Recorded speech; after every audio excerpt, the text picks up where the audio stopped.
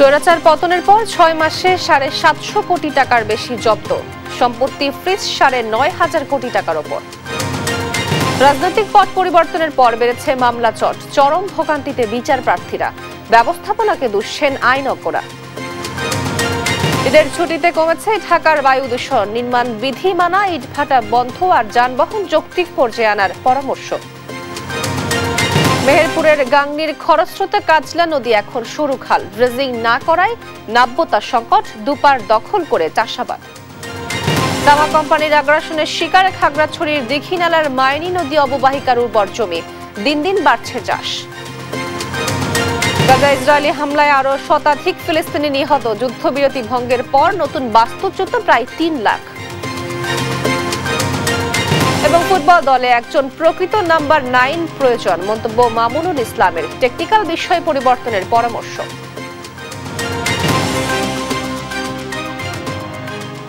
দেখছিলেন শিরোনাম সংবাদ সকালে, আপনাদের সঙ্গে আছি আমি তোয়া আফরোজ। এবার বিস্তারিত। স্বৈরাচার পতনের পর গত ৬ মাসে দেশের ভেতর পাওয়া ৭৬৫ কোটি ৭৫ লাখ টাকা জব্দ করেছে দুর্নীতি দমন কমিশন। আর সম্পত্তি ফ্রিজ করা হয়েছে ৯,৫৪৪ কোটি ৫০ লাখ টাকার বেশি। জব্দ করা সম্পদের মধ্যে সাবেক প্রধানমন্ত্রী শেখ হাসিনা ও তার ছেলে সজীব ওয়াজেদ জয়, মেয়ে সাইমা ওয়াজেদ পুতুল সহ হাসিনার আশীর্বাদ পুষ্ট ব্যক্তি প্রতিষ্ঠানের অ্যাকাউন্ট সমূহ। ফজলে আদিত্যের রিপোর্টে বিস্তারিত। গত ১৫.৫ বছর স্বৈরাচার আমলে ব্যাপক দুর্নীতি, লুটপাট, অর্থ পাচার ও ঋণ কেলেঙ্কারির তথ্য একের পর এক বেরিয়ে আসতে থাকে, যার মধ্যে অন্যতম শেখ পরিবার এবং তাদের স্বার্থ সংশ্লিষ্ট প্রতিষ্ঠানসমূহের অবৈধ সম্পদ ও অস্বাভাবিক ব্যাংক হিসাবের তথ্য। এমন বিষয়ে তদন্তে নামে দুদক আর্থিক অনিয়মের জড়িত ব্যক্তিদের ব্যাংক হিসাব তলব ও জব্দ করেছে সংস্থাটি। দুদকের তথ্য বলছে ৫৫টি কোর্ট আদেশে জব্দকৃত ৭৬৫ কোটি ৭৫ লাখ টাকার দেশীয় সম্পদের মধ্যে রয়েছে ১৯১.৮০ একর জমি, ২৮টি বাড়ি, ৩৮টি ফ্ল্যাট, গাড়িসহ কোম্পানি ও বাণিজ্যিক সংগঠন। ৫৪টি কোর্ট আদেশে অবরুদ্ধ করা হয়েছে ১,০৩০টি ব্যাংক হিসাব, 9টি সঞ্চয়পত্র, ৪৭৩ কোটি ৯৫ লাখের বেশি শেয়ারের অর্থ, ডলার, ইউরো, নগদ অর্থসহ মোট ৯,৫৪৪ কোটি ৫০ লাখ টাকার সম্পদ। দেশের পাশাপাশি বিদেশে বিপুল পরিমাণ সম্পদের খোঁজ পায় দুদক। এখন পর্যন্ত বিদেশে ২৩টি কোম্পানি, ৫৮২টি ফ্ল্যাট জব্দ করেছে দুদক, যার মূল্য ১২০ কোটি ৪৪ লাখ টাকার বেশি। আর জব্দ করা বিদেশি ডলার, ইউরোর আর্থিক মূল্য ৪৫ কোটি ১৬ লাখ ৪১,৪২৯ টাকা। দুদক মহাপরিচালক আক্তার হোসেন দেশ টিভিকে দেয়া সাক্ষাৎকারে জানান, দুদকে চলমান অনুসন্ধানের প্রেক্ষিতে আদালতের সিদ্ধান্ত অনুযায়ী দেশের জব্দকৃত সম্পদগুলো রাখা হয়েছে। ৫৫টি কোর্ট আদেশের মাধ্যমে কুকৃত সম্পদের পরিমাণ দেশে হচ্ছে ৭৬৫ কোটি টাকারও বেশি এবং অস্থাবর ৫৫টি কোর্ট আদেশের মাধ্যমে অবরুদ্ধকৃত সম্পদের পরিমাণ হচ্ছে ৯,৫৪৪ কোটি টাকারও বেশি। আর বিদেশে পাচার করা অর্থ ফেরত আনতে মিউচুয়াল লিগ্যাল অ্যাসিস্ট্যান্ট রিকোয়েস্ট পাঠিয়ে সেই সকল অবৈধ সম্পদ দেশে ফিরে আনার ব্যবস্থা প্রক্রিয়াধীন। যেগুলি বিদেশে আমাদের যেই সম্পদের তথ্য আমাদের কাছে রয়েছে, আমরা বিজ্ঞ আদালত থেকে প্রাপ্ত আদেশগুলো যথাযথ আইনি প্রক্রিয়া অনুসরণ করে মিউচুয়াল লিগ্যাল অ্যাসিস্ট্যান্ট রিকোয়েস্ট পাঠিয়ে সেগুলি অবরুদ্ধ করা এবং সেগুলি দেশে ফেরত আনার বিষয়ে আইনানুগ কার্যক্রম গ্রহণ করা হবে। জব্দকৃত সম্পদসমূহ কিভাবে দেশের মানুষের জীবনমান উন্নয়ন ও সরকারি স্বার্থে ব্যবহার করা যায় সেই বিষয়গুলো খতিয়ে দেখবে, এমনটাই প্রত্যাশা সংশ্লিষ্টদের। ফজলে আদিত্য, দেশ টিভি, ঢাকা। রাজনৈতিক পট পরিবর্তনের পর আদালতে আরও বেড়েছে মামলার চট। দেশের আদালতে ২০২৪ সালেই মামলার সংখ্যা বেড়েছে ২,১৭,০০০। দ্রুত নিষ্পত্তি না হওয়ায় চরম ভোগান্তিতে পোহাচ্ছেন বিচার প্রার্থীরা। বিচার বিভাগে রাজনীতি চলমান থাকার পাশাপাশি বিচারক সংকট ও মামলা ব্যবস্থাপনাকে দায়ী করছেন আইনজ্ঞরা। সাবরিনা মজুমদারের রিপোর্ট। কারো কপালে ভাঁজ তো কারো কপালে চিন্তার ছাপ। ন্যায় বিচারের আশায় দিনের পর দিন এভাবেই আদালতে ঘুরছেন ভুক্তভোগীরা। দেশের পরিবর্তিত পরিস্থিতিতেও মিলছে না কোনো সুরাহা। বেশিরভাগ মামলায় শুনানির দিনক্ষণ ঠিক হলেও তদন্তের ঘাটতি কিংবা সাক্ষীর অনুপস্থিতির কারণে নষ্ট হচ্ছে সময়। এভাবেই মামলা চলছে বছরের পর বছর। এতে জমে থাকা মামলার তালিকা হচ্ছে দীর্ঘ থেকে দীর্ঘতর। দেশের আদালতে একজন বিচারকের বিপরীতে মামলা জমেছে ৯৬,৪৪৪টি। ভারতে আনুমানিক ৪৭,৬১৯ মামলার বিপরীতে একজন, পাকিস্তানে ৫০,০০০, অস্ট্রেলিয়ায় ২৪,৩০০, যুক্তরাষ্ট্রে ১০,০০০ এবং যুক্তরাজ্যে প্রতি ৩,১৮৬টি মামলার বিপরীতে একজন বিচারক দায়িত্ব পালন করেন। এমন জটের পেছনে অযথা মামলা করার প্রবণতা এবং নিষ্পত্তিতে দীর্ঘসূত্রতাকে দায়ী করছেন আইনজ্ঞরা। এবার ৫ই আগস্টের পরে হাজার হাজার মামলা হয়ে গেছে। এত মামলা তো হওয়ার কথা ছিল না। যেই ঘটনা হয়েছে ঘটনাগুলো নিয়ে মামলা। আমি এরকমও দেখেছি যে একটা ঘটনা নিয়ে ৩টা-৪টা মামলাও হয়েছে এবং একটা মামলায় ৬০০-৭০০ জন আসামি। নট দ্যাট, অ্যাকচুয়াল যারা কালপ্রিট, যারা ঘটনা করেছে, যদি পুলিশের গুলিতে মারা যায় পুলিশ আসামি হবে, যদি কোনো পাবলিকের গুলিতে মারা যায় সে আসামি হবে। কিন্তু সেখানে দেখা গেছে যে না, এক ঘটনা নিয়েই ৩টা-৪টা কেস হয়েছে। তো এটা ঠিক না। এগুলো তো মামলা জটের কারণ। এই জট কমাতে পর্যাপ্ত বিচারক নিয়োগ ও মামলা ব্যবস্থাপনার ঢেলে সাজানোর পরামর্শ দেন আইনজীবীরা। ম্যানেজমেন্টগুলোকে কিছুটা চেঞ্জ করতে হবে এবং মামলা পরিচালনার ক্ষেত্রে যে সমস্ত পুরনো পদ্ধতি আমরা অনুসরণ করছি, যে দীর্ঘসূত্রিতা আছে, পিপিদের যে পাবলিক প্রসিকিউশন যে সার্ভিস, সেই পাবলিক প্রসিকিউশন সার্ভিসের যে কাজের ধরন, সেখানে স্পিড আপ করা ছাড়া বিকল্প নেই। তদন্তের পর্যায়ে, বিচারের পর্যায়ে প্রসেসগুলোকে একটু কাট অফ করা, একটু বাধ্যতামূলক জায়গায় নিয়ে আসা, শেষ করতে হবে এবং সেটা তাদের সার্ভিস রেকর্ডের মধ্যে নিয়ে আসা বিচারকদেরও, যে কে কতটা মামলা নিষ্পত্তি করতে পারছে।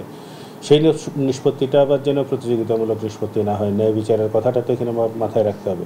দেশের বিচারিক আদালতে ২০২৪ সালে বিচারাধীন মামলার সংখ্যা ২,১৭,০০০। এর মধ্যে জুলাই অভ্যুত্থানের পরই যোগ হয়েছে ১,৩৫,০০০। সব মিলিয়ে সব আদালতে জমে থাকা মামলার সংখ্যা ৪৫,১৬,৬০০ ছাড়িয়েছে। সাবরিনা মজুমদার, দেশ টিভি, ঢাকা। প্রায় প্রতিদিনই বায়ু দূষণে বিশ্বের শীর্ষ শহরগুলোর তালিকায় রাজধানী ঢাকার নাম থাকলেও কিছুটা ব্যতিক্রম থাকে ঈদের ছুটিতে। এই ছুটিকে কেন্দ্র করে বায়ুমণ্ডলীয় দূষণ অধ্যয়ন কেন্দ্রের গবেষণা বলছে ঢাকায় বায়ু দূষণের পরিমাণ কমেছে। দ্বিতীয় ও তৃতীয় অবস্থান থেকে সরে গিয়ে এখন ৭ম স্থানে অবস্থান নিয়েছে। বিশেষজ্ঞরা বলছেন ঢাকায় দূষণ কমাতে হলে যানবাহনের পরিমাণ কমিয়ে যৌক্তিক সংখ্যায় নিয়ে আসতে হবে। নিয়াজ মোর্শেদের প্রতিবেদন। রাজধানী ঢাকা এখন ছুটিতে আছে, ঈদের ছুটিতে, তাই তার চিরচেনা যানজট আর নেই। ঘনবসতিতে জরাজীর্ণ এই শহর এখন দূষণ নামক আততায়ীর হাত থেকে মুক্তি পেয়ে মেতেছে প্রকৃতির সঙ্গে খোশ গল্পে।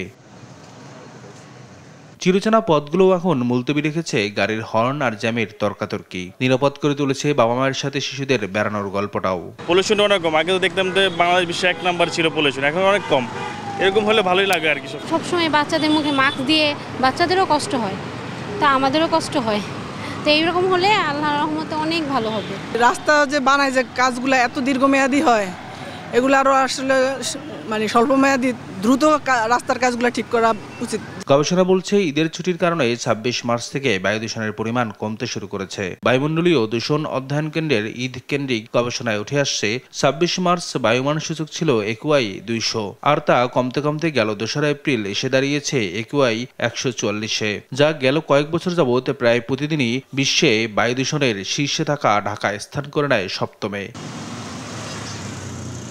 গবেষণার তথ্য যাচাই করতে দেশ টিভির টিম বায়ুমণ্ডলীয় দূষণ অধ্যয়ন কেন্দ্রের এক গবেষকের সাথে বায়ুমান পরীক্ষা করে। পরীক্ষায় মঙ্গলবারের বায়ুমান ধরা পড়ে ১৫০, যা সংবেদনশীল মানুষের জন্য ক্ষতিকর, তবে সাধারণের জন্য তেমন ক্ষতির কারণ নেই। আমাদের AQI এখন বর্তমানে বায়ুমান আমরা দেখছি যে মধ্যম থেকে কম অস্বাস্থ্যকর, বা এটি কখনো কখনো সেন্সিটিভ গ্রুপের জন্য এই বায়ুমানটি মোটামুটি বলা যায় যে সতর্কতামূলক থাকে। তারা মাস্ক ব্যবহার করলে হবে, যাদের অ্যাজমা বা শ্বাসকষ্ট সমস্যা আছে তারা।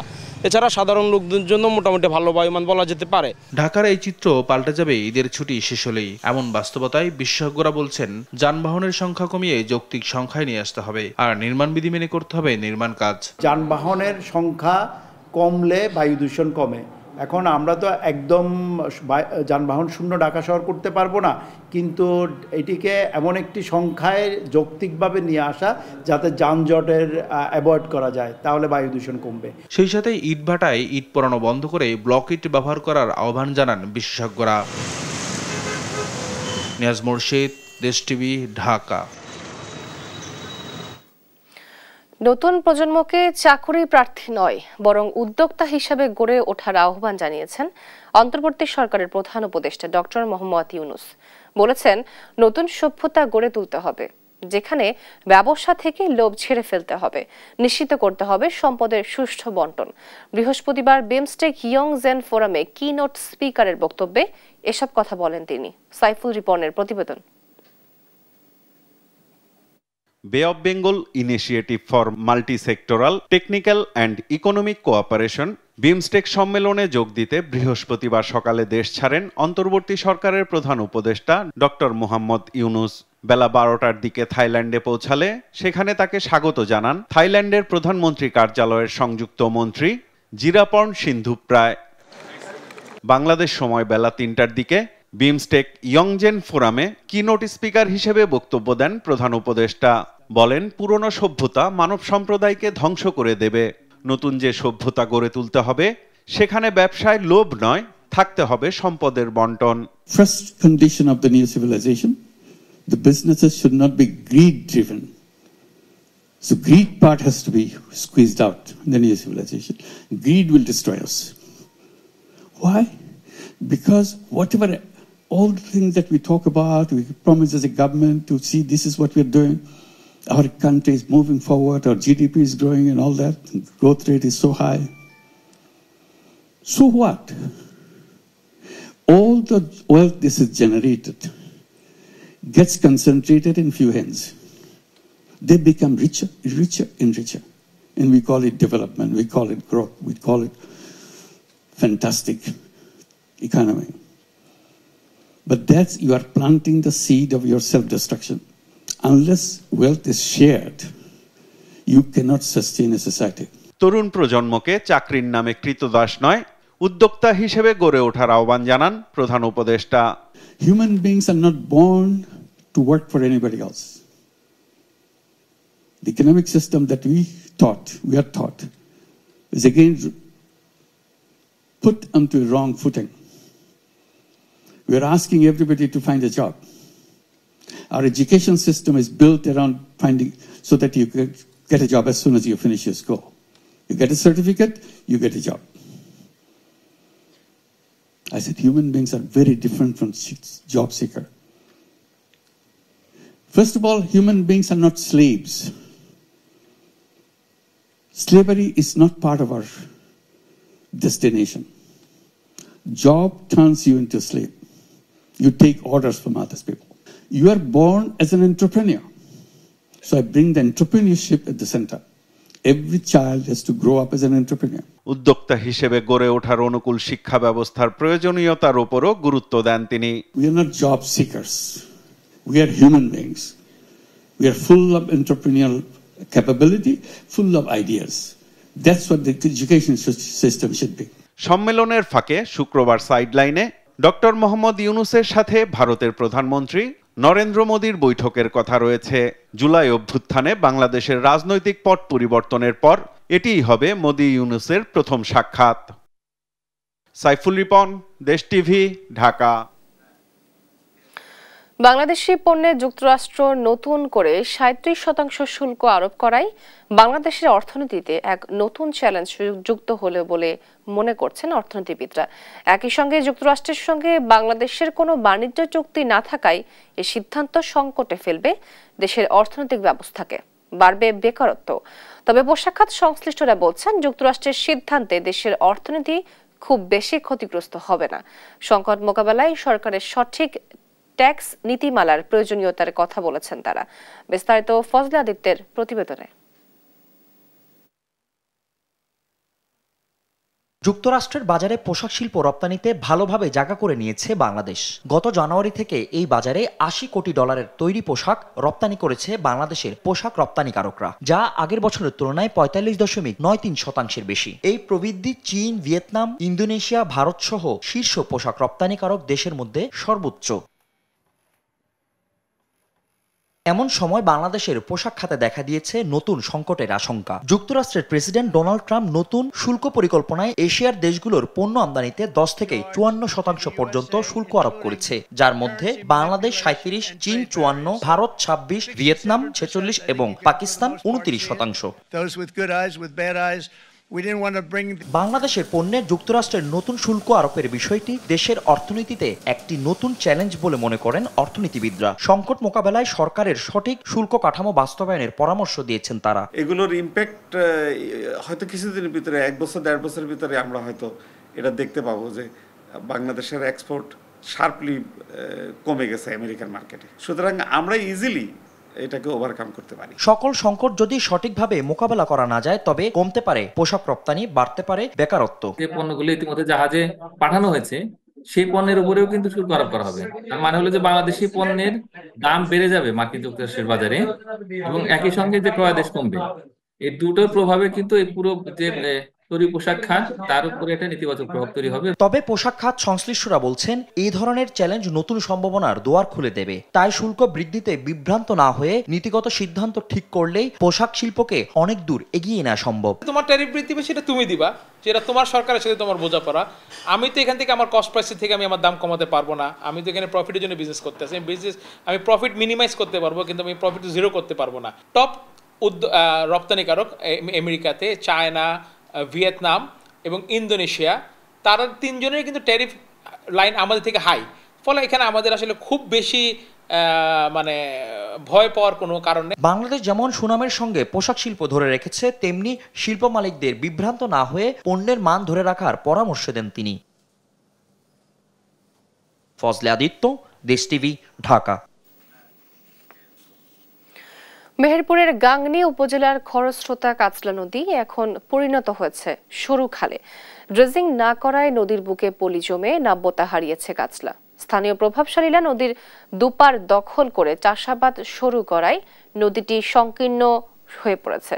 সহকর্মী আক্তারুজ্জামানের তথ্য ছবিতে জানাচ্ছেন আব্দুল্লাহ আল মারুফ। ভারতের জলাঙ্গির সঙ্গে সংযুক্ত মাথাভাঙ্গা নদীর শাখা নদী কাজলা। এ নদী হিন্দামাঠ, নোয়াপাড়া, ভাটপাড়া, গারাডোবা এবং সদর উপজেলার আমঝুপি গ্রামের মধ্য দিয়ে প্রায় 40 কিলোমিটার বিস্তৃত হয়ে ভৈরব নদীতে গিয়ে মিশেছে। বর্ষা মৌসুমে পানিতে কানায় কানায় ভরে উঠত কাজলা, কিন্তু নাব্যতা হ্রাস পাওয়ায় বর্ষাকালে নদীর 2 পারের বেশিরভাগ আবাদি জমি পানিতে ডুবে যায়। অন্যদিকে শুষ্ক মৌসুমে দেখা দেয় সেচের পানির সংকট। ব্রিটিশ শাসনামলে কাজলা নদী দিয়ে জাহাজে করে মালামাল কলকাতা সহ বিভিন্ন দেশে পাঠানো হতো। নদীর গভীরতা ও নাব্যতা থাকায় বন্যার সৃষ্টি হতো না। দেশ বিভাগের পর থেকে নদীটি খনন না করায় নদীর বুকে পলি জমে ক্রমশ সরু হয়ে পড়ে। নদীর দুপারে দখল করে অনেকেই করেছেন ঘরবাড়ি সহ পাকা স্থাপনা। উপনদীর শাখা নদীগুলো কিন্তু আস্তে আস্তে ভরাট হইতে এমন পর্যায়ে চলে গেছে যে নদীতে পানি সরবরাহের কোনো ব্যবস্থা নেই। আর এখন যেটা হয়েছে সেটা কিন্তু তার উৎসই নেই। আমাদের এই কাজলা নদীটা আগে একটা ভালো মতো জৈবন ছিল, অথবা নদীটা ভালো মতো স্রোত বইতো, বর্ষার সময় প্রচুর পানি থাকতো। এখন চৈত মাসেও পানি থাকে না, বর্ষার সময়ও পানি থাকে না, হয়তো 2-4 মাস পানি থাকার পর নেমে যায়। এটা খনন করার জন্য বিশেষভাবে অনুরোধ করা হয়েছে। আপনারা সিদ্ধান্ত নিচ্ছেন ঠিক আছে, কিন্তু আমি ছোটবেলায় থেকেই শুনি যে কাজলা নাকি খনন করা হবে। দ্রুত কাজলা খননের উদ্যোগ নেওয়া হবে বলে জানান পানি উন্নয়ন বোর্ড। এখানকার জনগণ সবাই একটা দাবি উঠে এসেছে যে কাজলা নদীটা যেন খনন করা হয়। আমাদের মন্ত্রণালয়ের মাধ্যমে সরকারের কাছে এটা আমরা প্রেরণ করব এবং আমরা আশা করব যে খুব দ্রুতই এই নদী ব্যবস্থাপনা এবং কাজলা নদী খননের জন্য সরকার এখানে উদ্যোগ গ্রহণ করবে। নদী খননের ব্যবস্থা করলে একদিকে যেমন শুষ্ক মৌসুমে কৃষকরা পানি পাবে, অন্যদিকে বর্ষা মৌসুমে বন্যা ও জলোচ্ছ্বাসের হাত থেকে রক্ষা পাবে এলাকাবাসী। নিউজ ডেস্ক, দেশ টিভি। দেখছেন সংবাদ সকাল। খাগড়াছড়ির দীঘি নালার মাইনী নদীর অববাহিকার অধিকাংশ উর্বর জমি এখন তামাক কোম্পানিগুলোর আগ্রাসনের শিকার। দেশি বিদেশি কোম্পানিগুলো তামাক চাষে চাষিদের উদ্বুদ্ধ করায় দিন দিন বাড়ছে তামাকের চাষ। এতে ময়নি নদীর তীরবর্তী ফসলি জমির প্রায় পুরোটাই এখন তামাকের দখলে। সহকর্মী অপু দত্তের তথ্য চিত্রে জানাচ্ছেন আব্দুল্লাহ আল মারুফ।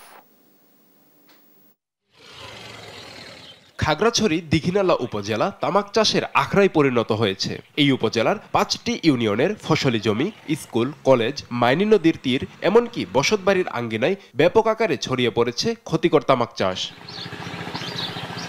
মাইনি নদীর তীরবর্তী ফসলি জমিতে পলি জমায় এসব জমিতে ফসল উৎপাদন অনেক বেড়ে যায়। আর এ কারণেই তামাক কোম্পানিগুলো এই অঞ্চলকে বেছে নিয়েছে। তামাক চাষে কৃষকদের অগ্রিম ঋণের পাশাপাশি সার, বীজ ও কীটনাশক দিয়ে উদ্বুদ্ধ করে কোম্পানিগুলো। সরিষা, ভুট্টা চাষ ধরেন কোম্পানি যদি থাকতো তাইলে আমরা ওইগুলা আমরা নিশ্চয়তা থাকতো, তাইলে আমরা পাইতাম, করতাম চাষ, তাহলে আমরা তামাক চাষ না করতাম। বিভিন্ন জাতের সবজি যেমন সরিষা বলেন, সূর্যমুখী বলেন, আমরা যদি এটা উৎপন্ন করি আমরা কৃষকরা কিন্তু ন্যায্য মজুরিটা পাই না। কলেজের পক্ষ থেকে একাধিকবার তামাক চাষ না করার জন্য নিষেধ করেছিলাম, কিন্তু যেহেতু এটা কলেজের জায়গা না আরেকজনের জায়গা, তারা নিষেধ অমান্য করে তামাক চাষ করেছে। তামাক চাষীদের শ্বাসকষ্ট, ক্যান্সার, হজম শক্তি কমে যাওয়া সহ নানাবিধ স্বাস্থ্য ঝুঁকি রয়েছে বলে জানান চিকিৎসক। ক্যান্সার হয়, তারপরে নিউমোনিয়া, শ্বাসকষ্ট, এছাড়া আমাদের হজমের সমস্যা হয়, রোগ প্রতিরোধ ক্ষমতা কমে যায় ইত্যাদি নানাবিধ সমস্যা হয়। তো আমাদের হচ্ছে এই সকল রোগের হাত থেকে বাঁচার জন্য অবশ্যই আমাদেরকে তামাকের ব্যাপারে সচেতন হতে হবে। কৃষি পণ্যের সঠিক দাম না পাওয়া এবং তামাক কোম্পানিগুলোর প্রতিযোগিতামূলক সুযোগ সুবিধা বৃদ্ধি করায় কৃষকরা তামাক চাষে ঝুঁকছেন বলে জানান কৃষি কর্মকর্তা। তামাকের বিকল্প হিসেবে যে ফসলগুলো আমরা বিগত বছরগুলোতে কৃষকদের দিয়ে আমরা চেষ্টা করেছি, দেখা গেছে যে সঠিক দাম না পাওয়ার কারণে, সঠিক বিপণন ব্যবস্থা না থাকার কারণে কৃষক আসলে কিছুটা তামাকের তুলনায় কিছুটা ক্ষতিগ্রস্ত হয়েছে। পার্বত্য এ জনপদের খাদ্য নিরাপত্তা নিশ্চিত করতে আইন করে তামাক চাষ নিয়ন্ত্রণ করা দরকার বলে মনে করেন সচেতন মহল। নিউজ ডেস্ক, দেশ টিভি। যশোরের নিত্য প্রয়োজনীয় পণ্যের বাজারে ক্রেতা কম থাকলেও প্রায় দ্বিগুণ বেড়েছে গাজর, পটল ও শসার দাম। কোথাও কোথাও কেজিতে 30 থেকে 50 টাকা বেশিতে গরু ও মুরগি বিক্রি হচ্ছে। এ বিষয়ে বিস্তারিত জানাতে সরাসরি যুক্ত হচ্ছেন সহকর্মী সালাউদ্দিন সাগর। সালাউদ্দিন, দাম নিয়ে কি বলছেন ক্রেতা বিক্রেতারা? ধন্যবাদ তো আপনাকে। আপনি যেমনটা বলছিলেন, আসলে যশোরের বাজারে অন্যান্য পণ্যের দাম স্বাভাবিক থাকলেও কিন্তু গাজর, পটল এই ধরনের সালাদ আইটেমের দামটা কিন্তু এখন আমরা বেশি দেখতে পাচ্ছি। তো ক্রেতা বিক্রেতারা ঈদের পরের বাজার, যেহেতু ঈদের আমেজ এখনো রয়েছে, তো সে অনুযায়ী ক্রেতা বিক্রেতারা কিন্তু এক প্রকার স্বস্তির কথা আমাদেরকে জানিয়েছেন যে বাজার দর এখনো নিয়ন্ত্রণের ভিতরে আছে। কিন্তু কোথাও কোথাও আমরা লক্ষ্য করেছি যে আসলে গাজর, পটল, শসার পাশাপাশি কিন্তু আসলে শহরের ভিতরে কোথাও কোথাও 750 টাকা করে গরুর মাংস বিক্রি হলেও আসলে শহরের বাইরে কিন্তু এখনো 30 থেকে 50 টাকা কেজিতে কোথাও কোথাও বিক্রি হচ্ছে। অন্যান্য নিত্য প্রয়োজনীয় পণ্যের দাম কিন্তু স্বাভাবিকই রয়েছে। তো আজকের বাজার দরটা একটু যদি জানিয়ে রাখি, দেশি মুরগি কিন্তু বিক্রি হচ্ছে 600 টাকা করে কেজি, ব্রয়লার বিক্রি হচ্ছে 210 টাকা করে কেজি, কক মুরগি বিক্রি হচ্ছে 310 টাকা করে কেজি, এছাড়া ডিমের ডজন কিন্তু বিক্রি হচ্ছে 750 টাকা করে। এদিকে ঈদকে কেন্দ্র করে 750 টাকায় গরুর দাম কিছুটা ফিরতে শুরু করেছে, কিন্তু কোথাও কোথাও 780 টাকায় 820 টাকা করে কিন্তু বিক্রি হচ্ছে। বাজারে মাছের সরবরাহ একটু কম আছে, কিন্তু মাছের দাম কিন্তু একটু চড়া বলা চলে। আজকে চিংড়ির কেজি বিক্রি হচ্ছে 700 টাকা করে কেজি, সাদা বা লাল চিংড়ি যেটা রয়েছে সেটা 660 টাকা করে কেজি বিক্রি হচ্ছে। রুই কিন্তু বিক্রি হচ্ছে 660 টাকা করে কেজিতে। এদিকে কাঁচা মরিচের কিন্তু তেমন একটা ঝাঁজ আজকে নেই, আলু 20 থেকে 25 টাকার মধ্যে মিলছে, টমেটো কেজি প্রতি 20 টাকা করে বেড়ে 40 টাকা করে বিক্রি হচ্ছে টমেটো। গাজর বিক্রি হচ্ছে 130 টাকা করে কেজি, পটল, শসা 80 টাকা বিক্রি। এই তিনটি পণ্যের একটু ক্রেতার অসন্তুষ্টি থাকলেও অন্যান্য পণ্য কিন্তু স্বাভাবিক রয়েছে। বাজার ঘুরে দেখা গেছে আসলে বেগুন কিন্তু আজকে 60 টাকা করে বিক্রি হচ্ছে, যা অন্যান্য দিন ছিল 80 টাকা করে কেজি। লাউ বিক্রি হচ্ছে 50 থেকে 70 টাকা করে পিস, কচুরলতি কিন্তু বিক্রি হচ্ছে 80 টাকা করে পিস।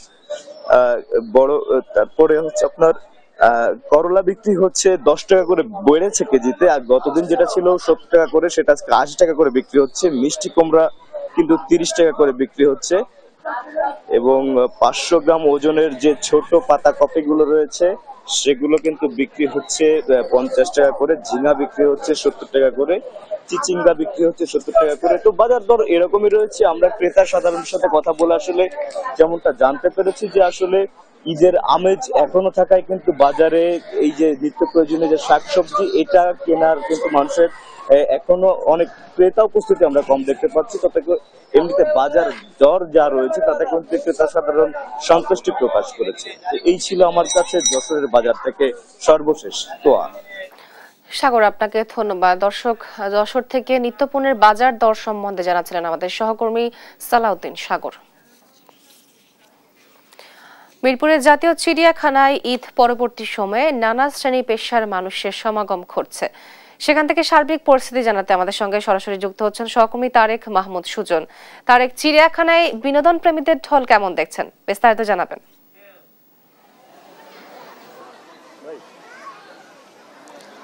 তো যেমনটি জানেন, ঈদের পঞ্চম দিনেও কিন্তু আজকে রাজধানীর যে বিনোদন কেন্দ্রগুলো, বিশেষ করে এই মিরপুর জাতীয় চিড়িয়াখানায় কিন্তু আমরা সকাল থেকেই ভিড় লক্ষ্য করছি, এবং মানুষজন কিন্তু ভিতরে ঢুকে তাদের যে বাচ্চাদেরকে নিয়ে সেই চিড়িয়াখানার বিভিন্ন পশু পাখি এবং প্রাণীদের সঙ্গে বাচ্চাদের পরিচয় করে দিচ্ছে।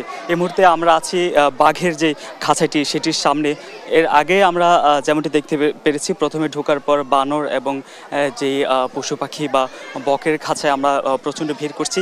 এই মুহূর্তে এই বাঘের খাঁচার সামনে কিন্তু আমরা প্রচণ্ড ভিড় লক্ষ্য করছি। মানে শিশুরা উচ্ছ্বাস উদ্দীপনা নিয়ে কিন্তু সেই প্রাণীগুলোর সঙ্গে পরিচিত হচ্ছেন। আমরা যদি একটু একজনের সঙ্গে কথা বলি, দর্শনার্থীর সঙ্গে, এখানে আসছেন, কেমন লাগছে? বাচ্চাদেরকে নিয়ে আসছেন? ফ্যামিলি নিয়ে আসছি, খুব ভালো লাগতেছে। আর মোটামুটি অন্যান্য দিনের তুলনায় ভিড়ও খুব কম। এখন পর্যন্ত কোন কোন প্রাণীর সাথে দেখা হয়েছে বা দেখা মানে বেশি একটা দেখতে পাইনি, মাত্র আসছি আর কি। তো হরিণ, বানর, বাঘ দেখলাম। যেমনটি বলছেন যে মূলত এই সময়টিতে কিন্তু মানুষজন ভিতরে ঢুকছেন এবং একই সঙ্গে আস্তে আস্তে সবগুলো খাঁচার বা যে প্রাণীগুলো আছে সেগুলো দেখছেন। মূলত ঈদের ছুটির প্রায় শেষের দিকে এই মুহূর্তে কিন্তু শিশুদের সাথে, আপনি জানেন স্কুল কিন্তু এই মুহূর্তে বন্ধ, তো অন্যান্য সময় কিন্তু স্কুল বন্ধ থাকলেও হোম টিউটর থাকে, সেই কারণে কিন্তু বাচ্চাদেরকে নিয়ে এসে যে এত সময় নিয়ে প্রাণীদের সঙ্গে পরিচয় করে দেওয়া, এটা খুব বেশি একটা সম্ভব হয় না। আমরা অভিভাবকদের সঙ্গে কথা বলেছি, এই জন্যই মূলত তারা এই মুহূর্তে তাদের যে বাচ্চাদেরকে চিড়িয়াখানায় নিয়ে এসেছেন। আমরা আরও কয়েকজনের সঙ্গে যদি একটু কথা বলি, একটু একজন শিশুর সঙ্গে যদি কথা বলি, কেমন লাগছে এখানে এসে? আমরা কেমন লাগছে এখন পর্যন্ত কি কি দেখেছেন আপনি? আমি বেশি কিছু দেখিনি, এখনো কেবল ঢুকলাম। আমরা দেখছি অভিভাবকরা কিন্তু শিশুদেরকে নিয়ে ঘুরে ঘুরে অভিভাবকদের কোলে চেপে কিন্তু এই বিভিন্ন যে প্রাণী সেগুলোর সঙ্গে তারা পরিচিত হচ্ছেন। মূলত টিভি এবং মোবাইলের স্ক্রিনে কিন্তু তারা এই প্রাণীগুলো দেখেছেন। এই মুহূর্তে আমরা দেখছি কিন্তু বাঘের খাঁচাটির সামনে কিন্তু প্রচণ্ড ভিড়, মানুষজন কিন্তু এসে এইখানে দাঁড়াচ্ছেন এবং বাচ্চাদেরকে নিয়ে কিন্তু ভিড়ে জড়িয়ে কিন্তু অনেকে উকে দিয়ে দেখছেন। তো মূলত কয়েকজন বাচ্চার সঙ্গে কথা বলেছি, অনেকে এই প্রথমবার হয়তো এই বাঘ হতে শুরু করে অন্যান্য যে প্রাণীগুলো সেগুলোর সঙ্গে পরিচিত হচ্ছেন। তো আমরা এর আগে লক্ষ্য করেছি যে মানুষ এই মুহূর্তে কিন্তু ভিতরে ঢুকছেন এবং কয়েকটি খাঁচা অতিক্রম করে কিন্তু তারা সামনের দিকে যাচ্ছেন। তো এ ছিল রাজধানীর জাতীয় চিড়িয়াখানা থেকে আমার কাছে সর্বশেষ তোয়া। মিরপুরের জাতীয় চিড়িয়াখানায় ঈদ পরবর্তী সময়ে নানা শ্রেণী পেশার মানুষের সমাগম ঘটেছে। এ বিষয়ে বিস্তারিত জানাচ্ছিলেন আমাদের সহকর্মী তারেক মাহমুদ সুজন। দেখছেন সংবাদ সকাল।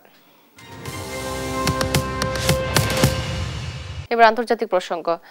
গাজা জুড়ে ইসরায়েলি নৃশংসতায় বলি আরও শতাধিক ফিলিস্তিনি। যার বেশিরভাগই নারী ও শিশু। জাতিসংঘের হিসাব অনুযায়ী নতুন করে যুদ্ধবিরতি ভঙ্গের পর এখন পর্যন্ত জোরপূর্বক বাস্তুচ্যুত প্রায় 3 লাখ ফিলিস্তিনি। এদিকে গাজা সংকট থেকে উত্তরণের কোনো সামরিক উপায় নেই বলে জানিয়েছে জাতিসংঘ হাই কমিশনার ভলকার তুর্ক। অন্যদিকে আইসিসি থেকে হাঙ্গেরির বেরিয়ে যাওয়ার ঘোষণার নিন্দা জানিয়েছে মানবাধিকার সংস্থা অ্যামনেস্টি ইন্টারন্যাশনাল। নাসরিন আক্তারের রিপোর্ট। একদিকে হামলা আতঙ্ক, অন্যদিকে ঘরবাড়ি ছাড়ার তৎপরতা, এই দুই মিলিয়ে চলছে গাজাবাসীদের দুর্বিষহ দিনযাপন। বৃহস্পতিবারও আশ্রয় কেন্দ্রে পরিণত হওয়া একটি স্কুলে 4টি মিসাইল ছুড়ে দখলদার ইসরায়েল। এতে হতাহত হন বেশ কয়েকজন বাসিন্দা। সব মিলিয়ে একদিনে গাজা জুড়ে প্রাণহানি ছাড়িয়েছে শতাধিকে, বেশিরভাগই নারী ও শিশু। ইসরায়েলি সেনাবাহিনীর দাবি, যুদ্ধবিরতি ভেঙে আবার বোমা হামলা শুরুর পর থেকে এখন পর্যন্ত উপত্যকার 600 লক্ষ্যবস্তুতে আঘাত এনেছে আইডিএফ। দক্ষিণ গাজা থেকে জোরপূর্বক উচ্ছেদের নতুন আদেশ জারি করেছে ইসরায়েল। এতে জেইতুন, তাল আল হাওয়া ও সাবরা অঞ্চলের কথা উল্লেখ করে দখলদাররা। এদিকে গাজা জুড়ে ইসরায়েলি সেনাবাহিনীর জোরপূর্বক উচ্ছেদের একের পর এক আদেশের মুখে ক্লান্ত বাসিন্দারা।